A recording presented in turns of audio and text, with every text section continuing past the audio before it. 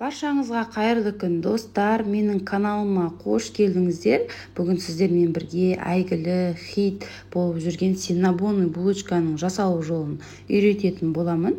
Өте керемет шәтті шығатын рецепттердің бірі. Қараңыздар, қамырымыз жұмсақ, прям ауызда еритін болады. Видеоны соңына дейін қарап, менімен бірге болыңыздар. Ал ендеше бастаймыз. Ең әуелі қажетті заттарымызды дайындап аламыз. Бізге жылы сүт қажет. Міндетті түрде жылы болғаны дұрыс.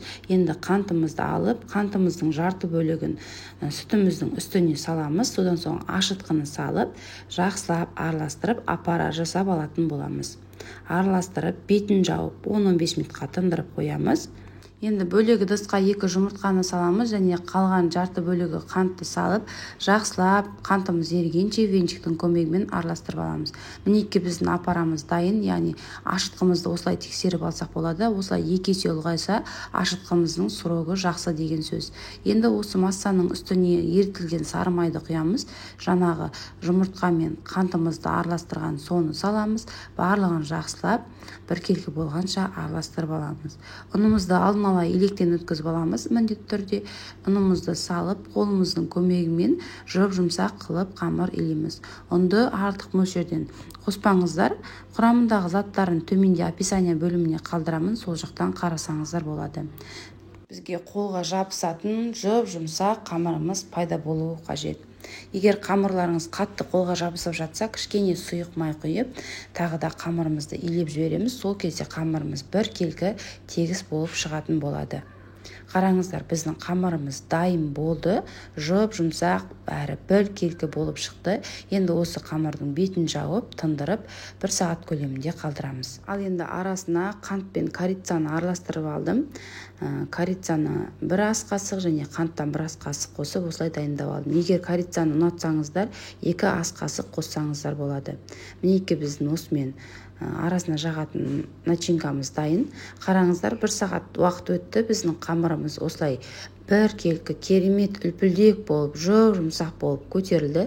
Енді ұнымызды кішкене ғана себе отырып, қамырымызды осылай алғашында қолымызбен көмегімен, кейіннен оқтаудың көмегімен барынша жұқа қылып жайып алатын боламыз. Біздің қамырымыз өте үлпілдек, ұнды көп қоспаймыз.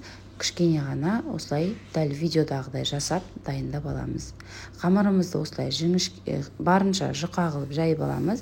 Енді үстіне осындай сары майды жағып шығатын боламыз. Сары майды ерітіп құймаңыздар. Дәл осылай бөлме температурасында жұмсақ күйінде дәл осылай бетіне жағып шығыңыздар. Сол кезде сары майдың дәмі шығып, әдемі болады. Егер сұйық күйінде не істесеңіздер, жақсаңыздар, онда білінбей кетеді. Мінекей барлық жеріне жақсылап жағып алдық. Енді бетіне жаңағы қант пен корицаны араластырып, осылай сеуіп шығатын боламыз. Бүкіл жеріне айналдыра отырып, бір тегіс қылып, жақсылап тегістеп аламыз. Енді осы қамырымызды қамырдың шетінен бастап, домалақтап, яғни орап аламыз. Асықпай, мұқият орап алыңыздар. Арасында ауа кірмеуі қажет, яғни тығыздау қылып орауымыз қажет. Барлығын біркелкі қылып дайындап орап аламыз. Достар, менің каналымда түрлі тағамдардың, түрлі тәттілердің рецептісі бар. Каналыма тіркелмеген болсаңыздар, міндетті түрде тіркеліп қойыңыздар. Қараңыздар, енді қамырымыздың шет-шетін осылай мұқият қылып, барлық жерін бірге жабыстырып аламыз. Жабыстырмай сол күйі орай салсақ, біздің қамырымыз арасы ажырап кетуі мүмкін. Сондықтан мұқият болып, дәл осылай мен сияқты біркелкі қылып жабыстырып алыңыздар. Мінекей қамырымыз дайын болды. Енді пышақпен кессеңіздер де болады. Мен бірақ пышақсыз осылай жіптің көмегімен кестім. Өте қарапайым, ешқандай қиналмай осылай жасап көріңіздер. Қамырымыз біркелкі шығады және тез-тез кесілетін болады. Қараңыздар, біркелкі қылып, дәл осылай қамырларымыздың барлығын кесіп шығатын боламыз. Сіздер үшін арнайы қайталап көрсететін боламын. Қараңыздар, мұқият арасына кішкене ғана қалдырып, дәл осылай жіптің көмегімен кесіп аламыз.